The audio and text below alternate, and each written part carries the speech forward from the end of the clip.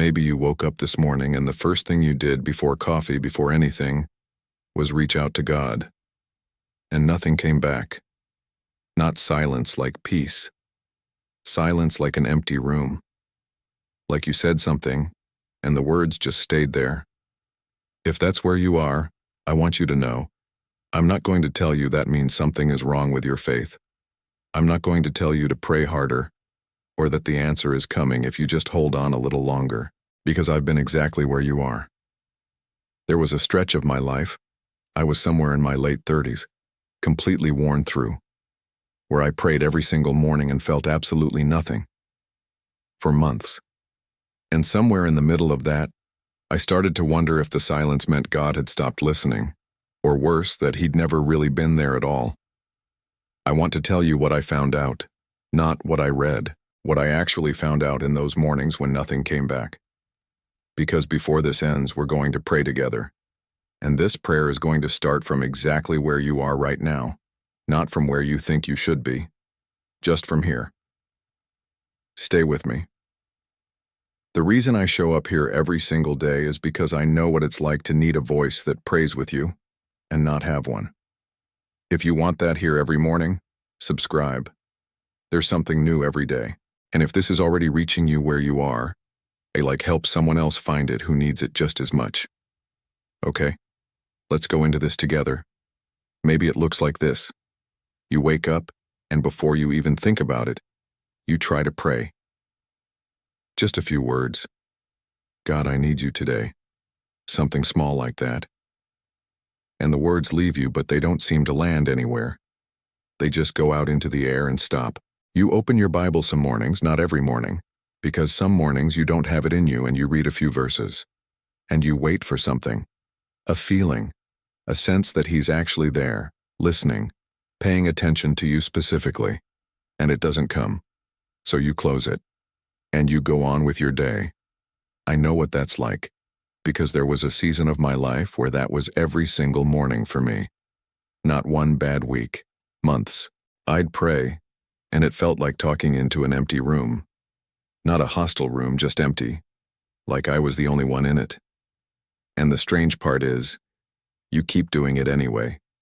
You keep praying, keep opening the Bible, keep showing up, because some part of you still believes you're supposed to, but another part of you is starting to wonder if it even matters anymore, if anyone's actually on the other side of this.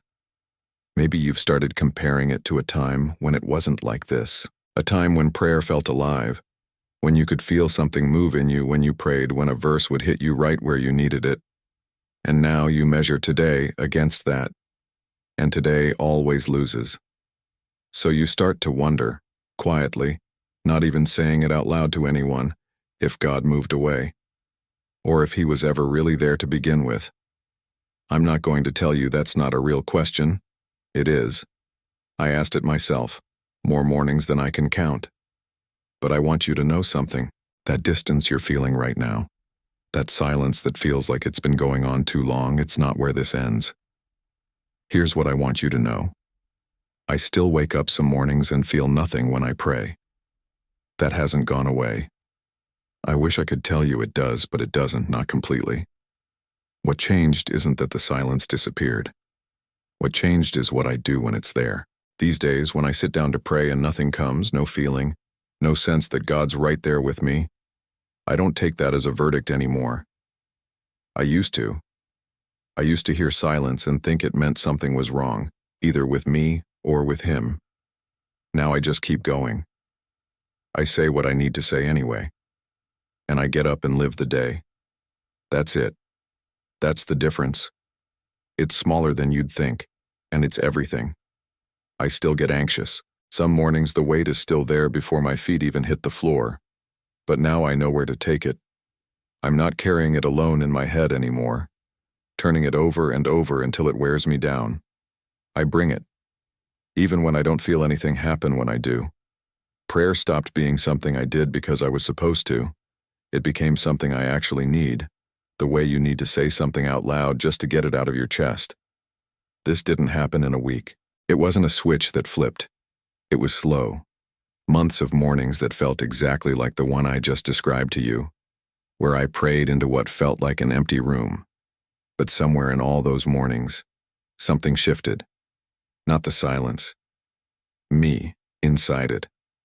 But if this is real, and it is, I'm living proof of it right now. Today. Then why does it feel like so few people ever get here? Why do so many just stop praying altogether when the silence goes on too long? There's something that gets in the way. I know because it almost got in my way too. Here's the thing nobody tells you. The thing that kept me stuck for way longer than it needed to. I thought prayer had to feel like something to count. I thought if I didn't feel God, some warmth, some sense of His presence, anything, then the prayer hadn't really happened. It was just words, wasted breath. So when I prayed and felt nothing, which was most mornings during that season, I started praying less.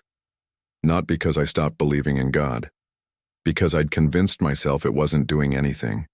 And if it wasn't doing anything, what was the point? There was another thing too. I kept waiting to feel ready before I came to God. Like I needed to get myself together first, calm down, get my head straight, feel a little more okay, and then I'd pray properly. So on the mornings when I was the most anxious, the most exhausted, the most in need of Him, those were the mornings I prayed the least, because I felt the least ready, which doesn't make any sense when I say it out loud now. But I lived it for years without seeing it, and underneath both of those was the real one, the one that did the most damage. I started reading the silence as distance. Not just God feels far today, but God has actually moved away, and maybe it's because of something I did. Maybe I waited too long to come back. Maybe the gap got too wide. That belief is quiet. It doesn't announce itself.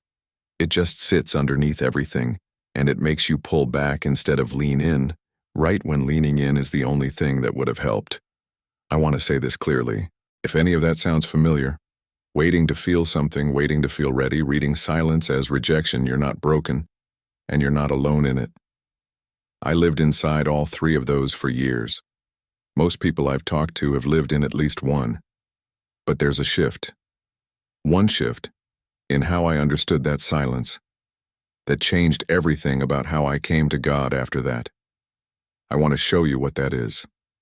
But first, if you've made it this far, I think you already know this isn't just a video for you.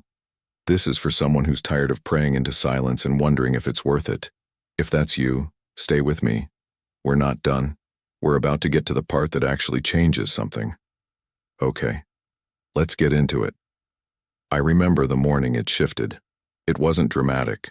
There was no light breaking through, no moment where I suddenly felt God's presence again. It was actually one of the emptiest mornings I'd had in weeks. I sat down to pray and I had nothing. No words that felt right. No sense that anything was listening. And out of pure exhaustion, not faith, exhaustion, I just said, God, I don't feel you. I don't know if you're hearing this, but I'm here anyway. And I stopped trying to fix that. I just stayed there. In the silence. Not waiting for it to turn into something else. That's it. That's the whole shift. I stopped waiting to feel ready, and I stopped treating the silence as proof that he'd left. I just stayed in it, the way you'd stay in a room with someone even when neither of you is talking, because being there is still being together. I started reading about Job around that time. Job spent most of his story not getting answers from God, long stretches where the heavens just stayed quiet while he was in the worst pain of his life. And David, the king after God's own heart, wrote entire psalms asking why God felt so far, why he wasn't answering. Even John the Baptist, the man who baptized Jesus, who knew exactly who he was, sat in a prison cell later and sent word asking, "Are you really the one?" Because the silence had gotten to him too. None of them were doing something wrong. The silence wasn't a sign that they'd failed. It was just part of what it means to actually walk with God instead of just admiring him from a distance. Here's what I understand now that I didn't understand then. A quiet God is not the same as an absent God. Quiet means he's listening, he's present, even when he's not handing you a feeling to prove it. I had spent years treating silence like rejection. It was never that. It was just him, asking me to stay anyway. Once I saw that, prayer stopped being something I had to feel my way into. I just had to show up. And from there's an actual way to do this. Something simple enough to practice on the exact mornings when nothing's there. Let me show you what that looks like. So here's how this actually looks for me. On a normal morning when the silence is there, I don't try to talk myself into feeling something first. I learned that's a trap, waiting to feel ready before I start. Instead, I just say where I'm at out loud exactly as it is. God, I'm tired. I don't feel anything right now. That's the opening. Not a polished prayer, just the truth. Then, and this took me a while to learn, I don't try to fill the silence with more words. In the beginning, I used to panic a little when nothing came.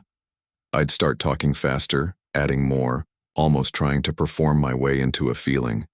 That never worked. It just left me more exhausted than when I started. What actually helped was the opposite. After I say where I'm at, I go quiet. On purpose. I just sit there for a minute, sometimes longer, not filling it, not rushing to the next thing. I let the silence be there with me, instead of running from it. And somewhere in that quiet, I say one more thing. Something small, not a request for the silence to go away. I stopped asking for that a long time ago. Instead, I ask for one specific thing. The strength to come back tomorrow and do this again, even if tomorrow feels just like today. That's it. That's the whole shape of it. Name where you are. Sit in the quiet without filling it. Ask for the strength to return. It didn't feel like much at first. Some mornings it still doesn't, but I've been doing this for years now, and what I've noticed is that the prayer isn't measured by what I feel in the moment anymore. It's measured by whether I showed up, and I keep showing up. I know that might sound like a lot to remember all at once. So let me make it as simple as I can for today, just one thing to do, before you go. So here's what I want you to do. Not tomorrow. Right now. Before you close this. Wherever you are, in your kitchen, in your car, in bed before the day starts, I just want you to say one sentence to God. Out loud if you can. Quiet if you need to. God, I don't feel you right now. But I'm here anyway. That's it. That's the whole first step. Not a long prayer, not the perfect words, just that one honest sentence. Let's say it together right now. God, here we are again. I don't feel you this morning. The silence is still here. But I'm not walking away from it anymore. I'm not asking you to take the silence away. I'm just asking for the strength to come back tomorrow, and the day after that, even if it feels exactly like this. I'm here, even now, especially now. Amen. That was my first step years ago. One sentence in an empty room when I had nothing else to give. I didn't feel anything different right after I said it. I want to be honest about that. But I kept saying it, morning after morning, and somewhere along the way something in me changed. Not the silence, me inside it. You don't have to feel anything right now either. You just did something that matters more than feeling. You stayed. You listened all the way through, on a morning when it might have been easier to scroll past this. That already means something. So just take that one sentence with you today. That's all you need for now. I'll be here again tomorrow, with another one. I want you to remember something from the beginning of this video.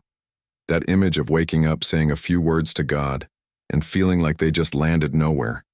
That feeling doesn't have to be the whole story anymore. You have one sentence now, God. I don't feel you, but I'm here anyway. That's not nothing. That's the same thing I'm still building my whole faith on years later. If you want something to keep that going, to give you a new place to bring that sentence every single morning for the next 30 days, I made something for that.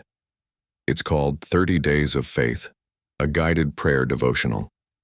It's not a quick fix, and it's not going to make the silence disappear. It's just 30 mornings written from the same place this video came from, for the days when you don't feel anything and you need a way to come back anyway. There's a link in the description if you want it. Before you go, I want you to know you weren't the only one here today. A lot of people prayed that same sentence with us this morning, in their own kitchens, their own cars, their own quiet rooms. If you want, leave something in the comments, even just I'm here too. It might be exactly what someone else needs to see today. And if someone in your life has gone quiet in their faith, Share this with them. Not because the channel needs it, because they might need it. If you want a new prayer like this every morning, subscribe. I'll be here. Same time, same place every day. You are not forgotten. I'll see you tomorrow.